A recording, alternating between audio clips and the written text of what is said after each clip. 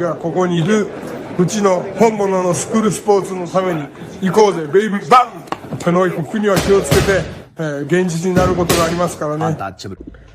Alright, so we're going to go ahead and continue the long-standing tradition of covering Japanese boxing here on True School Sports. True School Sports, the #1 source for Japanese boxing in America. Listen, guys, I was really excited for this fight when it got signed, when it got made, because I'm a big fan of the, as many of you may know, and you do know, I am a massive fan of the lighter weight categories. A lot of times those weight classes don't get the attention and the shine that they deserve, and I've done a great job of doing that for the boxing fans and for myself, honestly, because there's not a lot of people talking about the lighter weight categories, right, and putting themselves on game to these fighters that really, you know, they go out there and they put it all on the line. They really, you know, go out there and earn what's theirs, earn their keep.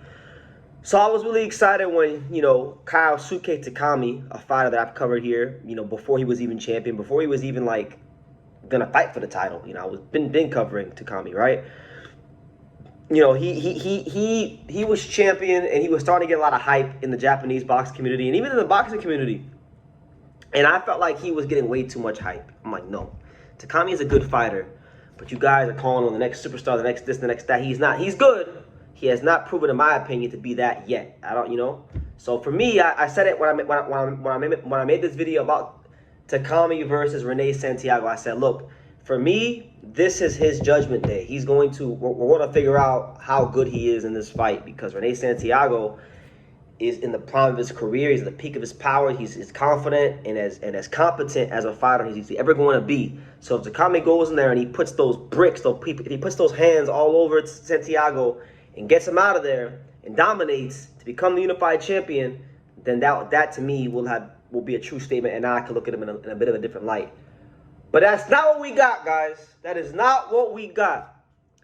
Because whether you like it or not, Kyosuke Takami exposed by Rene Santiago. Yes, Rene Santiago, 4-1 underdog. A lot of people was overlooking him. This is supposed to be, you know, Takami's last pit stop to become unified before he moved up, because, you know, he's already said before he can't make this weight. It's very difficult on him. And this is going to be his last fight. And, you know, in this fight, what I saw from Santiago was a guy that had, like I said in the preview, he had already fought a very similar style to this with Shokichi Iwata. And he dissected that style pretty well. And I actually think Iwata is a more athletic fighter than Takami. And, you know, same thing here, you know, straightforward, north-south type of a fighter. Looking to, you know, really get you in that mid-range, get that full extension on that right hand, and get you up out of there. Right? That's what he was trying to do. That's what Takami's whole game plan is. And if you're a guy that can, you know, circle the ring, box, move, punch, sharpshoot in between the shots, you're going to have a great chance to be very successful against that style. And that's what Santiago did. And the thing about Santiago is he's a bit awkward. So like Takami was trying to march forward and impose his style, but the thing is, you can't just run up on Santiago all crazy. You can't just be reckless when you move forward against this guy. You have to you know, evade his punches, because he has respectable punching power to keep you honest. And that's what he did with Takami. He was able to, you know, move, circle, counter punch, at times lead the exchanges, get his jab going, and Takami just did not have the answers. This is not Eric Mini Pac-Man Rosa. This was a different caliber fighter. And you know what? Let's give Rene Santiago some credit. I don't want to just put down Takami. I'm not trying to put down Takami. I'm just telling you guys that he was what I thought he was. Santiago came into the Shokichi Iwata fight as a 6-1 underdog, took his belt. Came into this fight against Takami, a fighter that a lot of people regarded as the best light flyweight in the world, as a 4-1 underdog. Took his belt. Oh, my bad. Getting excited here. Getting excited. It's not, you know, Puerto Rican boxing is back. He took his belt, right? And now he is the man to beat in the light flyweight division, because right now, you know, he has the WBO. He has the WBA title. Knockout CB Freshman has the WBC title. Carlos Canizales is the champion in recess for the WBC, so they got to have a consolidation bout at some point. And then you have the guy that I think is the weakest champion, Thang Kok Simsiri, he's the IBF champion. So in this weight class, the other champions aren't the strongest. I would actually venture to say that the strongest fighters in this weight class that Santiago could fight are actually fighters that don't have titles. Guys like Sergio Mendoza Cordova from Mexico. I think he's a very dangerous man for anybody in this weight class. You know, him. You guys already know who I think the best light flyweight in the world is. Yugo Osaki. You know, he'll be in the mix.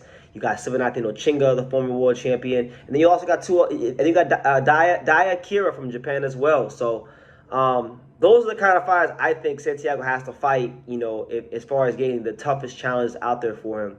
The champions, I think I would favor him against pretty much all the champions. Maybe Connie Salas could beat him if he's able to, you know, get full possession of the WBC title. But yeah, right now for me, Rene Santiago is the best light flyweight in the world.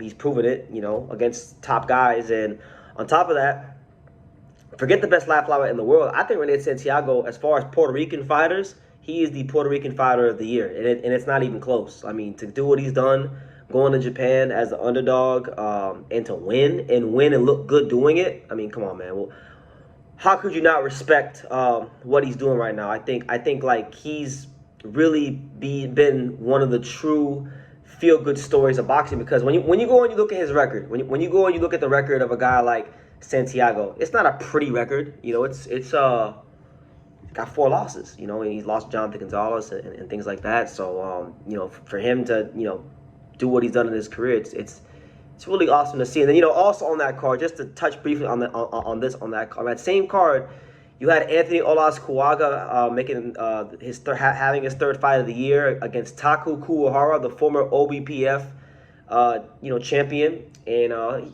didn't waste too much time with him. He knocked him out in 4 rounds. So again, Anthony Olaskuaga with another knockout on his record, still proven to be one of the strongest guys in the lighter weight categories, and a very successful year for him. You know, 3 fights, 3 wins. Albeit I thought Kyosuke beat him back in March, but that's neither here nor there. On paper, it was a win. And yeah, I mean, hopefully they can do him and Ricardo Sandoval next year, the big California, you know, unification fight. That'd be pretty cool. But yeah, as far as Santiago goes, the Puerto Rican fighter of the year, and you know, to take an O of a guy like Takami, I mean, it's super impressive. You know, it really is. And I at this point, like, I kind of want to see, like, can Santiago beat every Japanese fighter in the light flyweight division? Like, I want to see him against Daya Kira. I want to see him against Yugo Osaki. These are the kind of guys I would like to see him fight against, because shit, I mean, he's taken over Japan already. Could he complete the takeover? You know, that would be pretty cool. You know, I would venture to believe that he's probably built up a good little fan base in Japan, beating these Japanese fighters, because when you go to Japan and you fight and you do good against their fighters, their fans do tend to receive you pretty warmly, you know. So yeah, shout out to him, shout out to Anthony Olaskuaga, and yeah, I'll have more videos on these guys later on, but just wanted to get my little thoughts on the fights. So yeah, I picked it right. Good for me. But yeah, leave your comments down below. Make sure you guys take the time to subscribe. And like I say in every single one of these videos, you can love me or you can hate me, but I'm just a kid from Dingus. So until next time, take care, guys. Thank you for watching True School Sports. Thank you for watching another video on the untouchable True School Sports empire, the home of boxing. We're on the road to 100,000 subscribers, guys. So help us keep being great. Help us keep pushing out that real boxing content for the fine folks all around the world. And make sure you jab, you hook, you Mike Tyson, you Mayweather that subscribe button. Pops, show them how do they gotta hit the subscribe button. Pop, pop, pop.